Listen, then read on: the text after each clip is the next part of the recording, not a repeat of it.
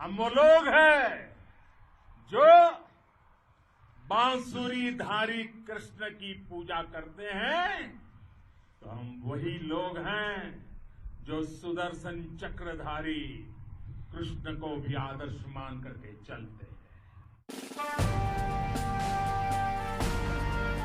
नमस्कार दोस्तों, स्वागत है आप सभी का हमारे चैनल पर। अभी तक की सारी बड़ी और जरूरी खबरें हम आपके लिए लेकर आए, तो चलेंगे एक एक बड़ी खबर की ओर। लेकिन उससे पहले अगर आप मानते हैं कि भारतीय सैनिकों में हौसले की कमी नहीं है दोस्तों, और साथ ही मोदी जी है तो सोने पर सुहागा है, तो अभी कर दीजिए इस वीडियो को लाइक, चैनल को कर दीजिए सब्सक्राइब, बेल आइकॉन दबाइए, साथ ही कमेंट बॉक्स में लिख दीजिएगा जय हिंद। तो चलते पहली बड़ी खबर की ओर, जहाँ आपको बताएंगे दोस्तों अभी तक की बड़ी खबर है कि अमेरिकी संसद में पारित हुआ चीन के खिलाफ विधेयक। जी हाँ दोस्तों, बताएंगे पूरी खबर। साथ ही आपको बताएंगे जहां पर कानपुर मुठभेड़ में योगी सरकार ने कहा किसी को नहीं बख्शेंगे। साथ ही भारत अमेरिका की दोस्ती से चीन को जलन, कहा चीयर लीडर की तरह काम कर रहा है अमेरिका। जी हाँ दोस्तों, साथ ही रेलवे से जुड़ी खबरें, स्कूल से जुड़ी सूचनाएं और मोदी जी से रिलेटेड हर तरह की योजनाएं आपके लिए लेकर आए, तो बने रहिएगा वीडियो के अंत तक। और इस वीडियो को अंत में भाई बंधुओं में व्हाट्सएप, फेसबुक पर शेयर करना बिल्कुल मत भूलिएगा दोस्तों। तो चलते पहली बड़ी खबर की ओर, जहां आपको बता दें कि हांगकांग के लोगों को ब्रिटिश नागरिकता की पेशकश पर चीन ने ब्रिटेन को जवाबी कार्यवाही की दी धमकी। हांगकांग मुद्दे को लेकर अमेरिकी संसद में पारित हुआ चीन के खिलाफ विधेयक। जी हाँ दोस्तों, चीन ने कहा है कि अगर ब्रिटेन ने हांगकांग के निवासियों के लिए नागरिकता का रास्ता खोला तो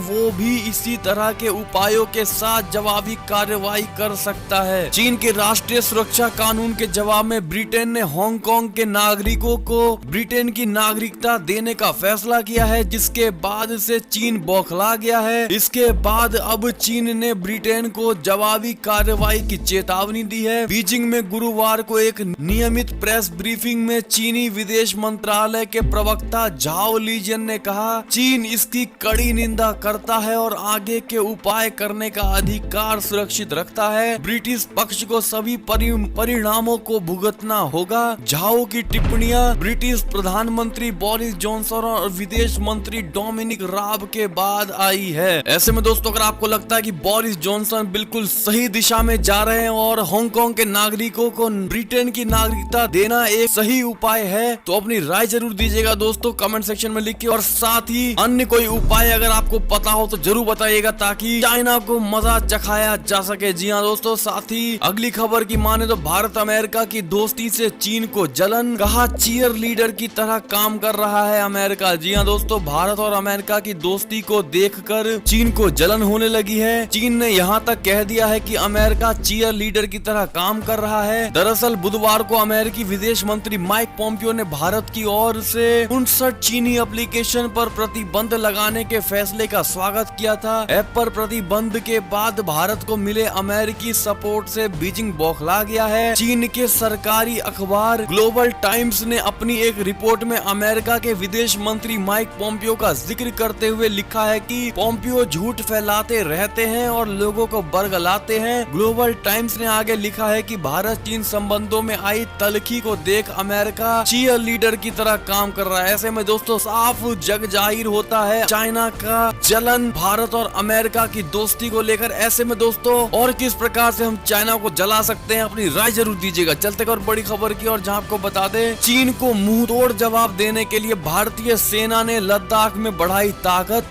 4 डिवीजन आर्मी को तैनात कर दिया गया। जी हां दोस्तों, लद्दाख में भारतीय सेना अपनी सबसे बड़ी सैनिक तैनाती कर रही है। चीन की तरफ से तैनाती के जवाब में भारतीय सेना ने लद्दाख में एक और डिवीजन तैनात कर दी है। इस डिवीजन की तैनाती के बाद केवल पूर्वी लद्दाख में भारतीय सेना की कुल 4 डिवीजन हो गई है। मई से पहले इस इलाके में केवल एक डिवीजन तैनात थी। आपको बता दें एक डिवीजन में 15 से 20 हजार तक सैनिक होते हैं। सूत्रों के मुताबिक उत्तर प्रदेश से ले जाई गई ये नई डिवीजन पूर्वी लद्दाख में तैनात रहेगी। इसके साथ इसका तोपखाना भी लद्दाख पहुंचेगा। चीन ने एलएसी के पार अपने सैनिकों की तैनाती में जबरदस्त बढ़ोतरी की है। ऐसे में भारत भी पीछे नहीं हटा है दोस्तों, और 4 डिवीजन यानी कि 60 से 80,000 के बीच सेनाओं को तैनात कर दिया है भारत ने लद्दाख बॉर्डर पे। ऐसे में दोस्तों अगर आप मानते हैं कि मोदी है तो हर चीज मुमकिन है तो कमेंट सेक्शन में जरूर लिखकर बताइएगा। चलते और बड़ी खबर की ओर, जहां आपको बता दें मोदी की लद्दाख यात्रा पर तिल मिलाए चीन ने कहा हमें विस्तारवादी कहना आधारहीन। प्रधानमंत्री मोदी ने गलवान घाटी झड़प में घायल सैनिकों से कहा आपने करारा जवाब दिया। जी हाँ दोस्तों, बता दें प्रधानमंत्री नरेंद्र मोदी ने चीन और भारत की सेनाओं में गतिरोध के बीच शुक्रवार को पूर्वी लद्दाख का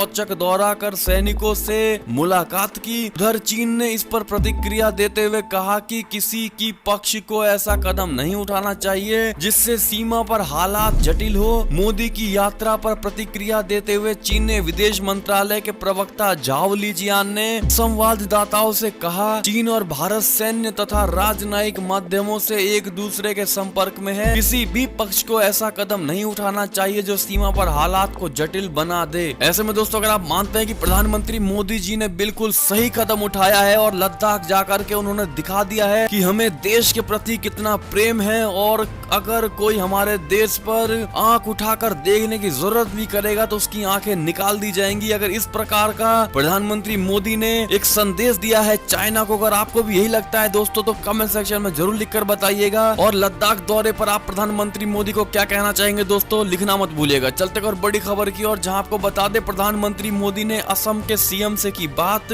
बाढ़ के हालात की जानकारी ली और अमित शाह ने भी दिए निर्देश। जी हाँ दोस्तों, मॉनसून के सीजन में बाढ़ की समस्या से निपटने के लिए केंद्र सरकार ने कोशिशें तेज कर दी हैं। प्रधानमंत्री मोदी ने असम के मुख्यमंत्री सर्बानंद सोनोवाल से टेलीफोन पर बात करके राज्य में बाढ़ के हालात की जानकारी ली और उन्हें हर संभव मदद का भरोसा दिया है। उधर केंद्रीय गृह मंत्री अमित शाह ने भी देश के विभिन्न हिस्सों में बाढ़ की स्थिति से निपटने के लिए तैयारियों का जायजा लिया। इस मसले पर उच्च स्तरीय बैठक में उन्होंने अधिकारियों को बाढ़ से होने वाले जीवन और संपत्ति के नुकसान को कम करने के लिए एक समुचित योजना विकसित करने का निर्देश दिया। जी हाँ दोस्तों, एक और खबर की माने तो राहुल गांधी को संबित पात्रा ने दिया जवाब, कहा आप नेता बनने के लायक ही नहीं है। जी हाँ दोस्तों, बता दें एलएसी पर तनाव के दौरान इस मुद्दे पर राजनीति भी जमकर हो रही है। बीजेपी और कांग्रेस के तमाम नेता एक दूसरे पर लगातार छींटाकशी कर रहे हैं। सोशल मीडिया पर भी दोनों दलों के नेताओं में आरोप प्रत्यारोप लगातार जारी है। इसी क्रम में बीजेपी प्रवक्ता संबित पात्रा ने राहुल गांधी पर पलटवार किया। संबित पात्रा ने शुक्रवार को अपने एक ट्वीट में लिखा, राहुल गांधी आपको शर्म आनी चाहिए, आप झूठ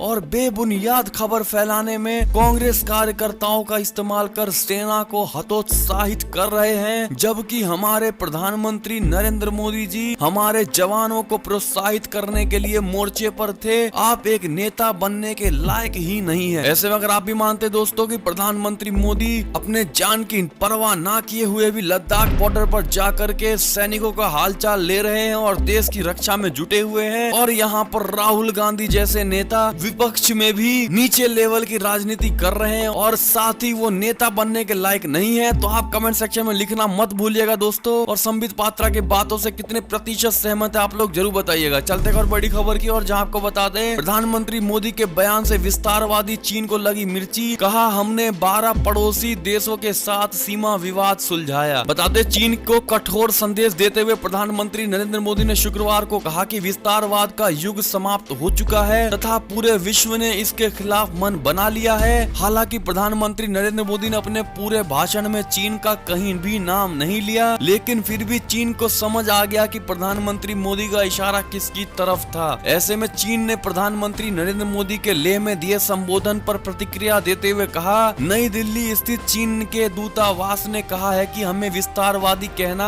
आधारहीन है। हमने 14 में से 12 पड़ोसी देशों के साथ सीमा विवाद सुलझाया है। ऐसे में आप क्या प्रक्रिया देंगे दोस्तों चीन के इस बात का, जरूर बताइएगा। चलते और बड़ी खबर की और, जहां आपको बता दें कानपुर मुठभेड़ से खबर आ रही है, शहीदों के परिजनों को 1 करोड़ रुपए देगी योगी सरकार और सरकारी नौकरी देगी परिवार के किसी एक मेंबर को, साथ ही किसी को नहीं बख्शने की बात कही है योगी जी ने। जी हाँ दोस्तों, उत्तर प्रदेश के मुख्यमंत्री योगी आदित्यनाथ ने कानपुर मुठभेड़ में घायल हुए पुलिस कर्मियों से मुलाकात की। कानपुर पहुंचे सीएम योगी ने कहा कि जवानों का बलिदान व्यर्थ नहीं जाएगा। उन्होंने शहीदों के परिवार के एक सदस्य को सरकारी नौकरी देने का ऐलान किया है। इसके अलावा असाधारण पेंशन भी देने की उन्हें घोषणा की। सीएम योगी ने कहा कि शहीदों के परिजनों को आर्थिक मदद के तौर पर 1-1 करोड़ रुपए दिया जाएगा। ऐसे में दोस्तों, आप कानपुर मुठभेड़ को लेकर क्या प्रतिक्रिया देना चाहेंगे दोस्तों, और मुजरिमों को कैसी सजा मिलनी चाहिए जरूर बताइएगा कमेंट सेक्शन में लिखकर। चलते और बड़ी खबर की ओर, जहां आपको बता दें कोरोना के चलते उपजे आर्थिक संकट के दौर में राज्य कर्मियों को सालाना वेतन वृद्धि देगी शिवराज सरकार। जी हां दोस्तों, कोरोना संकट के कारण उपजे आर्थिक संकट के दौर में भी मध्य प्रदेश की शिवराज सरकार ने कर्मचारियों के हित में बड़ा कदम उठाने का फैसला किया है। जुलाई 2020 से लगभग 10 लाख कर्मचारियों को सालाना वेतन वृद्धि दी जाएगी। इससे सरकार पर सालाना 540 करोड़ रुपए का अतिरिक्त वित्तीय भार आएगा। एक और खबर की माने अमेरिका के टॉप सीनेटर ने आरोप लगाया चीन ने ही भारत में की घुसपैठ। जी हां दोस्तों, अमेरिका के एक शीर्ष सीनेटर टॉम कॉटन ने चीन पर निशाना साधा है। साथ ही उन्होंने कहा है कि चीन की सत्तारूढ़ कम्युनिस्ट पार्टी ऑफ चाइना यानी सीपीसी अपने पड़ोसी देशों के खिलाफ आक्रामकता का प्रदर्शन कर रही है और उसने भारत में घुसपैठ की है। ऐसे में दोस्तों, अन्य देश के लोग भी मान रहे हैं कि चाइना ही इस पूरे विवाद का जड़ है। अगर आप भी यही मानते हैं दोस्तों तो जरूर बताइएगा कमेंट सेक्शन में लिख के। चलते और बड़ी खबर की ओर, जहां आपको बता दें दिल्ली एनसीआर में 4.7 तीव्रता के भूकंप के तेज झटके देखने को मिले। अलवर में था इसका केंद्र। जी हां दोस्तों,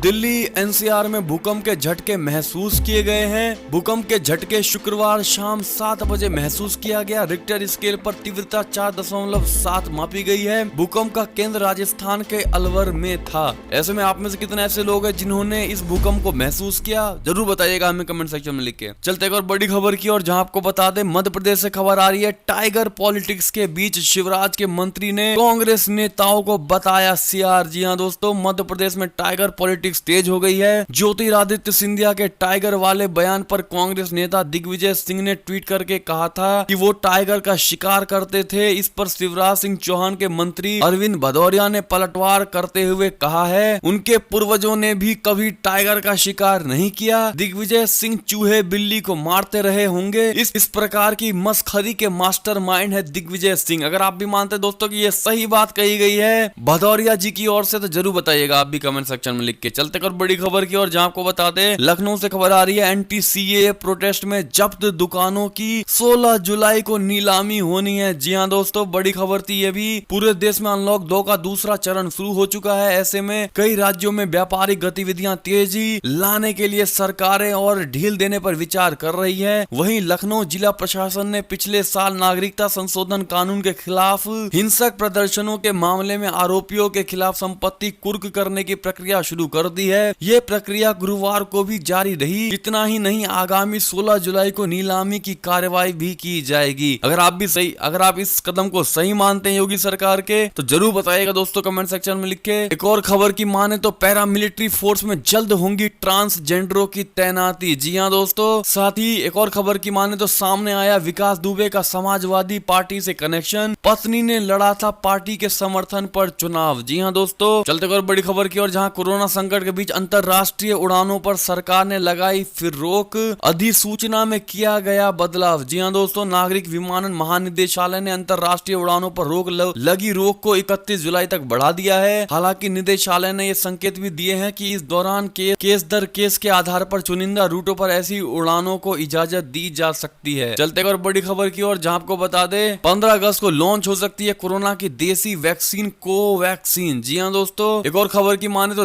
विदेश में बॉलीवुड इवेंट कराने वाले पाकिस्तानी ऑर्गेनाइजर को भारत ने कर दिया है पूरी तरह से बैन। जी हां दोस्तों, गृह मंत्रालय ने अमेरिका के एक पाकिस्तानी इवेंट मैनेजर को ब्लैकलिस्ट कर दिया है। रेहान सिद्दीकी नाम का ये इवेंट मैनेजर अमेरिका के ह्यूस्टन शहर से है। एक और खबर की माने तो कोरोना से निपटने में बीजेपी कार्यकर्ताओं ने क्या काम किए, आज प्रधानमंत्री मोदी के सामने प्रेजेंटेशन होगा। जी हां दोस्तों, जो भी कोई खबर निकल के आई है हम आपको तुरंत बताएंगे। चलते और बड़ी खबर की ओर, जहां लॉकडाउन 4 में उत्तराखंड में इन शहरों से 1 जून से शुरू होंगी। चलते और बड़ी खबर की ओर, जहां आपको बता दें यात्रीगण ध्यान दे, रेलवे ने बदला इन 8 ट्रेनों का टाइम। यहाँ चेक करें लिस्ट। जी हाँ दोस्तों, भारतीय रेलवे ने कई स्पेशल ट्रेनों के टाइम टेबल में अचानक बदलाव कर दिया। इसमें 8 स्पेशल पैसेंजर ट्रेन शामिल है जिनके समय में बदलाव किया गया है। जी हाँ दोस्तों, आपको बता दें कि वो ट्रेनें हैं नई दिल्ली बिलासपुर, नई दिल्ली राजधानी स्पेशल के समय में बदलाव किया गया है। ट्रेन नंबर 02442 नई दिल्ली से पहले शाम 4 बजे प्रस्थान करती थी, लेकिन बदले हुए टाइम के मुताबिक